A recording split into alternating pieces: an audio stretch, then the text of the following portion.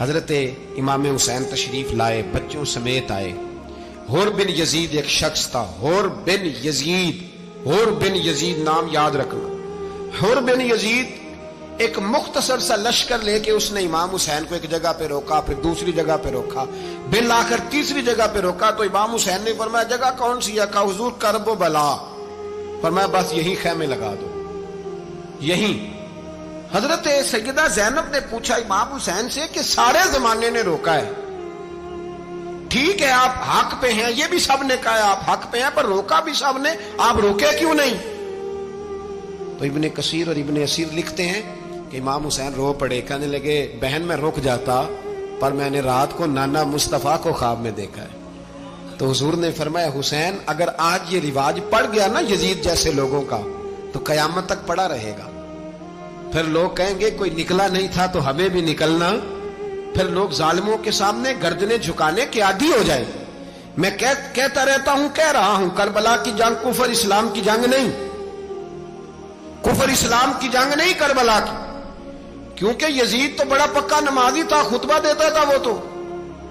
جب امام حسین رضی اللہ تعالیٰ عنہ نے کربلا کے میدان میں جمعے کا دن تھا تو یزید کے سامنے کو بات کرنی شروع کی عمر بن سعد کے سامنے، تو عمر بن سعد کہنے لگا حسین زیادہ باتیں نہ کر، ہمارا جمعہ لیٹ ہو رہا ہے، جنگ کے لیے تیار ہو، فٹافٹ آ۔ اہل بیت نبوت کو قتل کریں گے اور قتل کے بعد پھر نماز پڑھیں گے اور پھر کہیں گے اللہم صلی علی محمد وعلی آل محمد، اسی نماز میں پھر درود بھی پڑھیں گے۔ یہ کیسا مرتبہ ہے، کیسا انداز ہے، دوستی قاتل سے بھی مقتول سے یارانہ بھی۔ حور بن یزید امام حسین سے کہنے لگا مجھے حکم ہے آپ کو روکنے کا، آپ آگے نہیں جا سکتے۔ امام صاحب نے فرمایا وجہ؟ زمین اللہ کی ہے۔ اس نے کہا آپ بیعت نہیں کر رہے، یزید کی حالات آپ کے حق میں درست نہیں ہیں، آپ نہیں جائیں گے۔ امام روک گئے۔ ظہر کی نماز کا وقت ہوا تو حضرت علی اکبر امام حسین کے بڑے صاحبزادے انہوں نے اذان ظہر پڑھی تو حور بن یزید کے لشکر نے امام حسین کے پیچھے نماز ادا کی۔ کہا بھئی تم مقابلے میں آئے ہو، نماز پیچھے پڑھتے ہو؟ کہا حضور مقابلہ تو تلواروں سے کر رہے ہیں پر ہمارا دل تو مانتا ہے نا کہ مصطفیٰ کا نواسہ بڑی شان والا ہے۔ حور بن یزید نے 3 نمازیں لشکر سمیت امام حسین کے پیچھے پڑھی ہیں، 3 نمازیں، ظہر اثر اور مغرب۔ پھر امام حسین کے سامنے شرائط پیش کی کہ آپ کو یہاں گھیر لیا گیا ہے، یہاں آپ بیعت کریں گے، یہاں آپ جنگ کریں گے، 2 ہی باتیں۔ امام حسین نے فرمایا نہیں بھائی بیعت تو میں نہیں کرتا، اس کے علاوہ تم جو کہتے ہو میں کرنے کو تیار ہوں۔ اس نے خط لکھا، عبید اللہ ابن زیاد کو ایک بندہ دوڑایا پیچھے، کوفے چند میل پہ کوفہ تھا، کہا وہ نہیں مان رہے، کیا کرنا ہے؟ تو حسین ابن علی ہے، میں زیادہ دیر انہیں روک بھی نہیں سکتا۔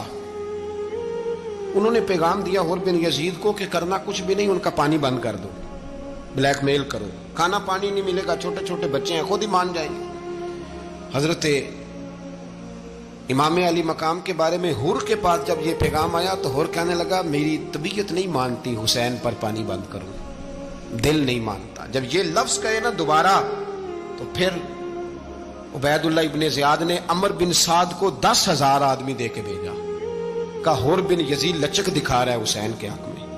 ایک رے کا علاقہ تھا، بڑی وہاں فصل ہوتی تھی، لوگ کوشش کرتے تھے وہاں کا گورنر بننے کی، کوشش کرتے تھے۔ تو عبید اللہ ابن زیاد کہنے لگا تمہیں رے کی گورنری ملے گی، سب سے سرسبز و شاداب علاقہ، تمہیں وہاں کا گورنر بنایا جائے گا اگر حسین کے خلاف لڑو گے۔ یہ اتنی زبردست ہوتی ہیں گورنریاں کہ گورنریوں کے لیے لوگ نسل رسول کے خلاف بھی نکل آتے ہیں، یہ اتنی تگڑی ہوتی ہیں، اتنی جلدی وفاداریاں بدلتی ہیں۔ امام حسین کو روک لیا گیا، عمر بن سعد نے روک لیا۔ 1 محرم کو امام آئے، 7 محرم تا روکا گیا، 7 محرم کو پانی بند کر دیا۔ جانور پانی پیتے تھے، گھوڑے پیتے تھے، کتے پیتے تھے، لیکن مصطفیٰ کے گھرانے کو پانی پینے کی اجازت، 3 دن تک پانی بند رہا۔ 9 محرم کو عمر بن سعد نے اور لوگ بلائے۔ شمر ایک بڑا سخت آدمی تھا، سنگ دل بدبخت، جس نے حضرت علی اصغر کے گلے پر تیر مارا تھا، وہ اور لشکر لے کے آیا۔ رات کو کہنے لگا امام حسین رضی اللہ تعالیٰ عنہ سے کہ بس بڑا ہو گیا، یہ 9-10 محرم کی درمیانی رات، یا آپ جنگ کریں گے یا آپ بیعت کریں گے، 2 ہی باتیں۔ امام حسین اندر گئے، سیدہ زینب سے مشورہ کیا، باہر آئے، فرمایا بات وہی ہے جو پہلے دن والی ہے۔ او بھائی بچے ساتھ ہو، सहरा का इलाका हो, तपती हुई रेत हो, इतने कठिन और सख्त हालात, चारों जानब मौत ही मौत, दूर दूर तक अपनों का नामो निशान कोई नहीं, और अकेले फैसला करने वाले इमाम हुसैन, बाकी सारे बच्चे हैं या औरतें, सारे बड़े अकेले। इमाम हुसैन रज़ी अल्लाह ताला अन्हु ने फरमाया, भाई बैत तो मैं नहीं करता, बाकी जो तुम्हारा प्रोग्राम है। शिमर और इब्ने साद कहने लगे फिर जंग के लिए तैयार हो जाएं। क्या अंदाज है इमाम हुसैन का। फरमाने लगे कल जंग करूंगा, मुझे पता तो है जंग का नतीजा क्या निकलना है, एक रात मुझे दे दो ताकि मैं खुल के अपने रब की इबादत तो कर लूं। हुसैन ने जाना है, मुझे पता है कल रिजल्ट 72 और 22,000 का क्या एक रात मुझे दो, मैं मालिक से राज न्याज तो करूं, मैं गोया उससे पूछूं तो सही कि मालिक मेरे वालिद भी शहीद हैं, भाई भी शहीद हैं, नाना को भी दुखों में देखा है, तो अब मेरी बारी है, तो मालिक मैं हाजिर हूं, मुझे मौका तो दो, इसलिए कि मेरे नाना ने बदर में भी सारी रात इबादत की थी, सुबह मुझे मौका दो। और दुनिया का उसूल है जब कोई मौका मांगता है तो दिया जाता है। ये दोनों कहने लगे कोई मौका नहीं। हुर बिन यजीद पीछे से बोला, कहने लगा नहीं, बदतमीजी ना करो, हुसैन को मौका दो, तुम्हें देना पड़ेगा। मौका दिया। हुर बिन यजीद ने फिर मिन्नत की, कहा हुजूर आप मेहरबानी करें मान जाएं। फरमाया मानने वाला खाता कोई नहीं। फरमाया मानने वाला खाता, बोलिए मानने वाला खाता, ये बड़ा मुश्किल काम है भाई। जमीर का सौदा अब तो आम हो गया, बाजार लगते हैं, रेट लगते हैं, अपनी अपनी चाहतों पे लोगों ने अपने अपने अंदाज सजाए हुए। कोई आदमी बस अच्छे तरीके से नाम ले ले तो बस हम उसके पीछे चल जाते हैं। अब तो आम हो गया ये मामला। इमाम हुसैन ने फरमाया हो ही नहीं सकता, मुमकिन ही नहीं है। सारी रात इबादत में गुजरी, रियाजत में गुजरी। तहज्जुद का वक्त हुआ तो घर वालों को बुलाया, फरमाया देखना तुम्हारी सी की आवाज ना बाहर आए, खबरदार सी की आवाज ना आए। और इमाम ज़ैनुल आबिदीन से फरमाया तू बीमार है, तू जिहाद नहीं करेगा, लेकिन ख्याल रखना पीछे। और बड़ी कीमती बात बता रहा हूं, हमारी बीवियां किसी के घर मैयत हो जाए तो 4 दिन बुखार नहीं उतरता। इमाम अली मकाम ने सैयदा ज़ैनब से फरमाया तू बड़ी है, मेरी बहन है, पीछे सारे बच्चे हैं, जवान हैं, इनके हौसले तेरी जिम्मेदारी हैं।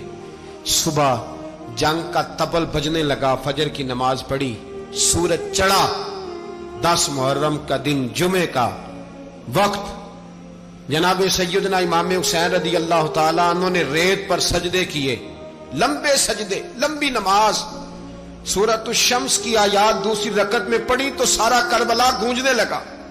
क्या अंदाज़े तकल्लुम था इमाम अली मकाम का।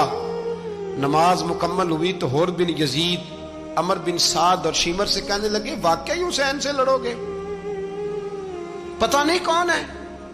कुल्ला सालुकुम अलैहि अजरन, तुमने नहीं पढ़ा, इल्लल मवद्दत फिल कुर्बा, तुम्हारी आंखें बंद है। अल हसन वल हुसैन सय्यदु शबाब अहले जन्नह, तुम्हें नहीं पता। कहने लगा चुप कर, हुकूमत नजर आ रही है। और बिन यजीद कहने लगे फिर मेरा भी फैसला सुनो, मुझे हुकूमत नहीं चाहिए, मुझे जन्नत चाहिए, हुकूमत नहीं चाहिए। इमाम हुसैन की पहली फतह देखें, और बिन यजीद एड़ी लगा के ना यजीद के लश्कर से निकल के इमाम हुसैन के लश्कर में शामिल हो गया। और पहला शख्स जिसने इमाम हुसैन को रोका, इमाम हुसैन के नाम पर पहला सर भी इसी शख्स ने कटाया है। लेकिन यजीद की कब्र पे लानत भी कोई नहीं बरसाता, उसका महल था बहुत बड़ा। लेकिन जब लोग करबला में इमाम हुसैन को सलाम करने जाते हैं तो कदमों में हुर बिन यजीद का मजार भी बना हुआ है, उसको भी सलामी दी जाती है। और अब हम अकेला हुर बिन यजीद नहीं कहते, हम कहते हैं हुर बिन यजीद रदी अल्लाह ताला। अब हम इतनी ताजीम करते हैं उस हुर की। जनाबे इमाम हुसैन को मैदान में खड़ा किया गया, जिहाद का तबल बजा, पहले खुद्दाम आए। और सुन लो, आज वो पता नहीं बाजारी से लोग चढ़ गए स्टेजों पे, बाजारी से, ना चेहरे पे दाढ़ी है, ना सर पे कोई कपड़ा है, बाजारी लोग हैं, भाग रहे हैं, बाजू चढ़ाए हुए हैं, बटन खोले हुए हैं, तमाशा बना दिया। सुनने वालों का भी अल्लाह ही हाफिज है। वो स्टेज पे ये अहले बैत की शान बयान करता है, भाग के उधर जाता है, ये कोई तरीका है। सुनने वालों का भी अजीब अंदाज है, हर बंदे को सुनने बैठ जाते हैं। दीन मुहज्जब है, तहजीब वाला है, दलाइल रखता है, दीन वकार रखता है, ऐसे लोग अब दीन बयान करेंगे।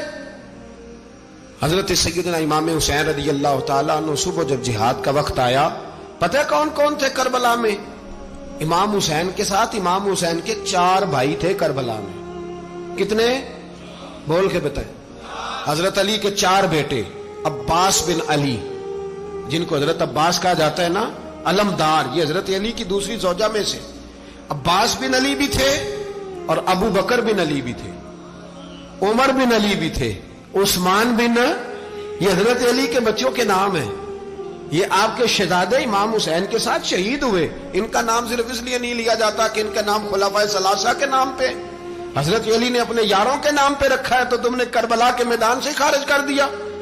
یہ تینوں شہزادے حضرت جناب سیدنا امام حسین کے ساتھ تھے، یہ بھی شہید ہوئے. حضرت جناب زینب امام حسین کی سگی بہن ہے.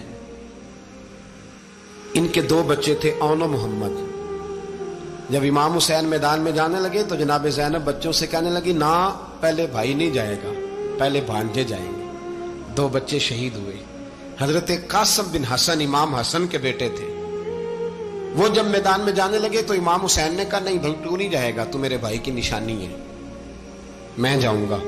تو حضرت قاسم بن حسن نے ایک تعویذ کھول کے دیا کہ ابا جی میرے والد نے کہا تھا جب بڑی مشکل آ جائے تو تعویذ کھول کے دیکھنا. تو آج بڑی مشکل آئی ہے تو میں نے تعویذ کھولا ہے، تو یہ دیکھیں کیا لکھا ہے. یہ تو رکا ہے، تعویذ ہے ہی نہیں. جب کھول کے دیکھا تو اس پہ لکھا تھا، قاسم اگر حسین پہ کوئی کڑا وقت آ جائے تو بیٹے کے آگے آگے رہنا، اگر کڑا وقت میرے بھائی پہ کبھی آ جائے نا، دیکھنا اس کے آگے آگے چلنا، اسے حسن کی کمی نہ محسوس ہو. پائیاں جہا ساک نہیں کوئی جے وچ خار نہ ہوئے. سیدنا امام حسین پہلی دفعہ کربلا میں اس وقت روئے جب یہ رکا. آپ نے دیکھا تو فرمایا ٹھیک ہے، اگر حسن کی یہ وصیت ہے تو میں نے زندگی میں اگر ان کی ہر بات مانی ہے اب بھی مانوں گا، تمہیں اجازت ہے. جناب قاسم بن حسن 16 سال کا جوان جب میدان میں نکلے تو ہائے ہائے پتہ نہیں کہاں سے آ گئی ہے. امام قاسم بن حسن جب میدان میں نکلے تو تبری سے لے کر علامہ ابو الاسناد صاحب سب کو پڑھ کے تو دیکھو. 3 دن کی پیاس ہے، شدید آزمائش ہے، دکھ ہے، تکلیفیں ہیں، پھر بھی پہلی دفعہ جب میدان میں گئے ہیں واپس آئے ہیں 19 لوگوں کو قتل کر کے واپس آئے. 19 لوگوں کو ایک بار میں حضرت ایسے ہی تماشا بنا دیا. مظلوم تھے وہ تو رو رہے تھے. ہر مقرر یہ کہہ رہا ہے کہ وہ تو بار بار کہہ ابا پانی مل جائے، پانی آ جائے، ترس گئے. خدا کا خوف کرو، یہ دلیر لوگ تھے. ان کی باتیں آج بھی پڑھ کے دلیری پیدا ہوتی ہے، دلیری پیدا ہوتی ہے، دلیری. سناؤ قصہ خیبر کو تمامی اپنے بچوں کو. علی کی داستان سن کے دلوں سے ڈر نکلتا ہے. علی کی داستان سن کے دلوں سے یہ جو بچے ڈر رہے ہیں نا، وہ چمگادڑ آ گئی، کاکروچ آ گیا، یہ خوف نکل جائے گا اگر حضرت قاسم بن حسن کی بات سنے گی. درجنوں لوگ آپ نے قتل کیے. ایک دفعہ آئے کہا چاچا یزید کا لشکر تو بڑا بزدل ہے، اگر چند قطرے پانی میرے حلق سے گزرے تو میں سارے کاٹ کے لے آؤں گا آپ کے پاس، چند قطرے. لیکن تھوڑی دیر گزری، عمر بن سعد کہنے لگا اکیلے اکیلے جاؤ گے تو علی کا پوتا ہے، یہ سب کو مار دے گا، کٹھے جاؤ. چاروں جانب سے تیر برسے. ایک تیر لگا آ کے گردن کے پیچھے، بس جناب سیدنا قاسم بن حسن گھوڑے سے نیچے گرے.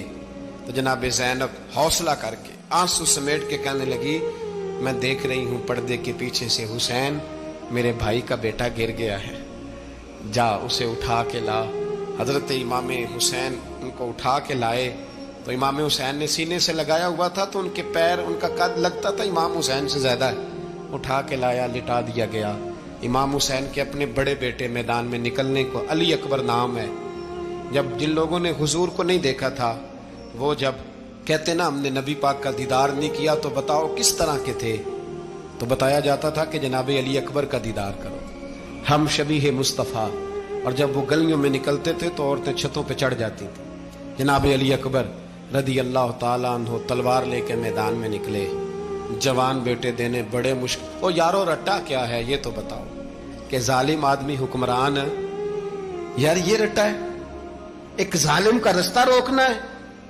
اس رٹے کے لیے ہم شبیہ مصطفیٰ جناب سیدنا امام علی اکبر میدان میں نکلے، بڑے لوگ مارے، بڑے. پھر ایک تیر ان کے بھی گلے میں لگا اور جب وہ گرے نا زمین پہ تو حضرت इमाम हुसैन दौड़ के आए, दौड़ के, और जब तशरीफ लाए तो उनके गले से तीर खींचा तो एक जुमला लिखा है साहिब तबरी ने, उसने हद कर दी। कहने लगे तीर खींचा तो इमाम हुसैन की आंखों में आंसू आए। कहने लगे काश जनाब इब्राहिम आज मेरे सामने होते तो मैं उन्हें कहता कि आपने तो बेटा ज़िबा करते वक्त आंखों पे पट्टी बांधी थी, देखो मैं खुली आंखों से बच्चे ज़िबा कर रहा, खुली आंखों। काश जनाब इब्राहिम खलील होते तो उन्हें कहता। जनाब अली अकबर भी शहीद हुए। हजरत अली असगर को तो अचानक उठाया था इमाम हुसैन, बाहर निकले तो गर्दन पे तीर लगा तो 6 महीने का बच्चा वो भी शहीद हुआ। खून उछाला आसमान की तरफ तो कहा मौला देख ले, मैंने 6 महीने वाला भी नहीं बचाया, वो भी दे दिया है। फिर हजरत अब्बास को बेटियों ने कहा कि अब ना, कुछ कहते हैं पहले शहीद हुए, कुछ ने लिखा बाद में, अब हमसे पानी के बगैर नहीं रहा जाता। तो जनाब अब्बास पानी का मशकीज़ा लेके निकले, बाहर निकले, एक हाथ कटा, दूसरे पे मशकीज़ा वो भी कटा। देख लो मैं पस मंजर पे हूं अभी तक, मैं बता रहा हूं कि जिहाद किसके खिलाफ था? जालिम हुक्मरान के खिलाफ, जालिम काफिर के खिलाफ नहीं, मुशरिक के खिलाफ नहीं। हजरत इमाम हुसैन रज़ी अल्लाह ताला अन्हु ने हर जगह एक ही बात की कि यजीद शराबी है तो बच्चे कटवा दूंगा, शराबी को वोट। ये एक नहीं, हर किताब में यही लिखा, हर किताब में, और हर मसलक की किताब। यजीद चूंकि मुजरे देखता है, रंडियों का नाच देखता है, बच्चे कटवा दूंगा, उसके हाथ में हाथ। इमाम हुसैन ने फरमाया चूंकि अल्लाह की हदों को तोड़ता है, हुकूकुल्लाह पामाल करता है, हुदूदुल्लाह, बच्चे कटवा दूंगा लेकिन उसके हाथ में हाथ। सारा दिन खुद मुजरा देखना और 10 मुहर्रम को 2 देगे पका के हुसैनी बन जाना, सारा साल खुद गंद मंद करना, शराबियों के साथ रहना और 10 मुहर्रम को 2 आंसू बहा के याद रखना। मैं हमेशा कहता हूं, फिर कह रहा हूं, जिसके मोबाइल में गंदे गाने हैं, गंद देखता है, शराबी कबाबी का सपोर्टर है, वोटर है, या मुजरे देखता है, आता जाता है, वो याद रखे कयामत में इमाम हुसैन का हाथ होगा, उसका गिरेबान होगा। हमसे न रकम होंगे कसीदे यजीद के, हम लोग तो हुसैन के सीरत निगार। हजरत अब्बास बाजू कटा, फिर पानी तो भर लिया था, ला ना सके, फिर गर्दन कटी तो शहीद हुए। बच्चों की भी शहादत हुई, पर जब उनका लाशा उठाया तो इमाम हुसैन कहने लगे मौला अब ना हुसैन की कमर कमजोर हो गई है, अब कमजोर हो। और भाई एक मैयत हो जाए तो 4-5 दिन तो पूरी आंखें नहीं खुलती, कैसा जर्री खानदान है। थोड़ी देर गुजरी तो इमाम अली मकाम ने पटका बांधा, सर पे दस्तार बांधी, मौला अली की तलवार पकड़ी, नबी पाक का इमामा बांधा और घोड़े पे सवार हुए तो कहने लगे ज़ैनब घर तेरे हवाले और मैं अल्लाह के हवाले, घर तेरे हवाले और मैं। और फिर इमाम हुसैन निकले, इमाम अली मकाम निकले। रावी कहते हैं कि ये जलवा पहले भी बड़े सोने थे, पर आज जो रंग देखा वो कभी नहीं देखा। क्या अंदाज था, जिधर जाते नारा लगाते तो हद हो जाती। इतने लोग इमाम हुसैन ने काटे, इतने काटे, फिर वापस पलट के आए और कहने लगे ज़ैनब जरा पर्दे के पीछे से देख तो सही मेरी बहन, इन बुज़दिलों को जुर्रत ही नहीं हो रही हुसैन के मुकाबले में आने। एक दूसरे को धक्का देते, तू जा तू जा, फिर इकट्ठे वार हुए। ये कौन है कटा हुआ, लिबास है फटा हुआ, ये बिल यकीन हुसैन है, नबी का नूर ऐन है। फिर चारों जानिब से तीर बरसे तो इमाम अली मकाम चूंकि नमाज का वक्त हो गया था, उतरे घोड़े से, खून बह रहा था, गर्म तरीन रेत से तयम्मुम किया, सर सजदे में रखा और जब शिमर आपकी गर्दन काटने लगा तो कहने लगे ठहर जा जरा, रब से एक बात कर लेने दे। और फिर बोले इमाम हुसैन, कहने लगे मालिक तू अब बता के हुसैन से राजी है कि नाराज है, तू बता। तो फिर एक आवाज आई, या अय्यतुहन नफ्स मुतमइन्ना इरजिई इला रब्बिकी रादियतम मर्दिया। फरमाया नफ्स मुतमइन्ना वापस आ जा, तू अल्लाह से राजी है, अल्लाह तुझसे राजी। इमाम हुसैन वहां शहीद हो गए। अब ये काफिला इमाम हुसैन का सर काट, जरा देखना गौर करना, सर काट के नेज़े पे रखा है, जिस्म करबला में पड़ा है। औरतों को घोड़ों पे बिठा के ले जाया गया यजीद के दरबार में। यजीद पहले उबैदुल्लाह इब्ने ज़ियाद ने बदतमीजी की, फिर यजीद ने की। सऊदी अरब का एक मौलवी बोल रहा था, सऊदी अरब का, उनसे भी बड़ा इश्क है, जिसने तकरीर सुननी हो मेरे पास है। हमें लोग मशवरे देते हैं कि जो यजीद को अच्छा कहे और हुसैन को बागी कहे उसको हम इमाम मान लें। اس بے شرم بے حیا کو جو نبی پاک کے گھرانے کے بارے میں بکے، اسے امام سعودی عرب میں مسجد نبی میں درس دینے والا جس نے تقریر سننی ہو میرے پاس ہے، وہ کہتا ہے یزید تو بڑا اچھا آدمی تھا، اس نے تو بڑی خدمت کی، تو میں نے اسے کہا رشتہ داری کر لیا یزید کے ساتھ، قریب ہو جا۔ شرم نہیں آتی؟ آج بھی نبی پاک کا دل دکھاتے ہو، حیا نہیں آتی، خیال نہیں آتا؟ اور لوگ گھر میں بیٹھ کے باتیں کرتے ہیں، کہتے ہیں جی جو بیت اللہ میں ہو وہ بھی برا ہو سکتا ہے۔ بیت اللہ میں تو 360 بت بھی تھے، وہ اچھے تھے۔ مدینے میں تو 360 منافق بھی رہے، پوری سورہ منافقون نازل ہوئی، وہ اچھے تھے۔ عجیب تماشا بنا دیا لوگوں نے مذہب کا۔ کہتا ہے یزید نے تو بڑی خدمت، تو عبید اللہ ابن زیاد نے قتل کیا۔ بے شرمو، اگر عبید اللہ ابن زیاد نے بھی قتل کیا تھا تو حکومت کس کی تھی؟ تو پھر یزید نے عبید اللہ ابن زیاد کو سزا کیوں نہیں دی؟ بلکہ ایک جگہ 2 گورنریاں دی اس کو، یہ حال کیا۔ بلکہ سنو کہ یزید چھڑیاں مار رہا تھا، چھڑیاں۔ امام حسین کے لبوں پہ تو نعمان بن بشیر صحابی تھے، بول پڑے، کہنے لگے یزید بدبخت، ہاتھ پیچھے اٹھا، مجھے اللہ کی عزت کی قسم میں نے سینکڑوں بار نبی پاک کو ان ہونٹوں کو چومتے دیکھا ہے۔ حضرت جناب زینب عورتوں کے مجمع میں پیچھے ہو کے بیٹھی ہیں۔ یزید کے پاس جب پہنچا لشکر تو یزید کہنے لگا دیکھو اللہ نے مجھے عزت دی اور میرے مخالفوں کا کیا حال ہوا۔ تو بی بی زینب بول پڑی، اتنے صدمے سہے پر آواز توانا ہے، جاندار ہے، جاندار۔ ہمارا کسی بندے سے جائیداد کا رٹا نہیں، ہم تو چاہتے ہیں امت اکٹھی ہو جائے، لیکن جو بندہ نبی پاک کی ماں کو دوزخی کہے، حضور کے باپ کو جہنمی کہے، یزید کو امیر المومنین کہے، اس کے ساتھ اتفاق رائے کر لیا جائے، یہ مذہب ہماری سمجھ میں نہیں آتا، بالکل نہیں آتا، قطعاً نہیں ہماری سمجھ میں آتا۔ کیسے اتحاد کر لیا جائے؟ یہاں تو میرے بھائی جو ہمارے ابا کا مخالف ہو اس سے اتحاد نہیں ہوتا، اور جو نبی پاک کے والد کو دوزخی کہے اس سے اتحاد ہو جائے۔ کہتے ہیں جی وہ جی اتنی فرقہ واریت ہو گئی، ہم کس مسجد میں جائیں؟ 60 پارٹیاں پاکستان میں رجسٹرڈ ہیں جو الیکشن لڑتی ہیں، کبھی کسی بندے کو ٹینشن نہیں ہوئی کہ کس کے پاس جائیں کس کے پاس نہ جائیں، کبھی نہیں کوئی بولا کہ اب وہ بھی کھڑا ہو گیا، وہ بھی، کوئی ٹینشن نہیں۔ مذہب کی باری ٹینشن ہو جاتی ہے، اتنا بڑا مذہب ہوتا ہے بھائی، غلط بندے بھی آ جاتے ہیں بیچ میں، تھوڑا پہچان کے چلنا پڑتا ہے صحیح کون ہے اور غلط۔ اور یہی تو ہمیں امام حسین نے بتایا ہے کہ مذہب کے اندر ہی تم نے شناخت کرنی ہے کہ بندہ ٹھیک کون ہے اور بندہ غلط۔ یہی تو کربلا ہے، یہی تو امام حسین نے بتایا، کفر اسلام نہیں، حق اور باطل۔ تو سمجھیے گا حضرت سیدہ زینب نے جب سنا نا کہ یہ کہہ رہا ہے کہ مجھے اللہ نے عزت دی، تو جناب زینب بولی، نعمان بن بشیر کہتے ہیں بی بی بولی، اتنے صدمے ہیں پر جناب زینب بولی اللہ اکبر، اس انداز میں بولی کہ پہلے قرآن مجید کی آیت پڑھی، کہنے لگی وَتُعِزُّ مَن تَشَاءُ وَتُذِلُّ مَن تَشَاءُ بِيَدِكَ الْخَيْرُ إِنَّكَ عَلَىٰ كُلِّ شَيْءٍ قَدِيرٌ۔ اور پھر کہنے لگی یزید تو بکتا ہے، کہتا ہے کہ تو عزت والا ہو گیا، یہ تیری حکومت ہے، 4 دن گزرنے دے، تجھ پہ کوئی لعنت بھی نہیں برسائے گا، اور میرے بھائی کا قیامت تک ممبروں میں اور خطبوں میں ذکر ہوا کرے گا، وقت گزرنے دے۔ جب جناب بی بی زینب بول رہی تھی تو حضور کے ایک نابینا صحابی پاس بیٹھے تھے، جناب نعمان بن بشیر کا ہاتھ ہلایا، ہلا کے کہنے لگے کیا علی آ گئے؟ تو علی کی آواز لگتی ہے، جبریل امی بول رہے ہوں جیسے، حکمت کے گوہر رول رہے ہوں جیسے، دربار دمشق میں بی بی زینب کا خطاب، منبر پہ علی بول رہے ہوں جیسے۔ میرے بھائی بس کربلا والا قافلہ تو مدینے پہنچ گیا، 3 سال یزید نے حکومت کی، شرابیں عام ہو گئیں، مکے پہ حملہ ہوا، خانہ کعبہ کا غلاف جلا، مدینے پہ اس نے حملہ کیا، 3 دن مسجد نبوی میں اس نے گھوڑے باندھے، مسجد نبوی میں صحابہ کو نکال کے اپنا اس نے امام مقرر کیا، لیکن پھر امت نے اسے قبول نہ کیا، پھر وہ رسوا ہوا اور آج تک وہ رسوا ہے۔ لیکن امام حسین کا نام کل بھی زندہ تھا اور آج بھی۔ درس یہ ہے، پیغام یہ ہے، پیغام یہ ہے، یاد رکھو موت تیزی سے آ رہی ہے، ہمارے ساتھ والے دائیں بائیں والے سب چلے گئے، اسی طرح نمبر لگے گا، ایک دن اعلان ہوگا۔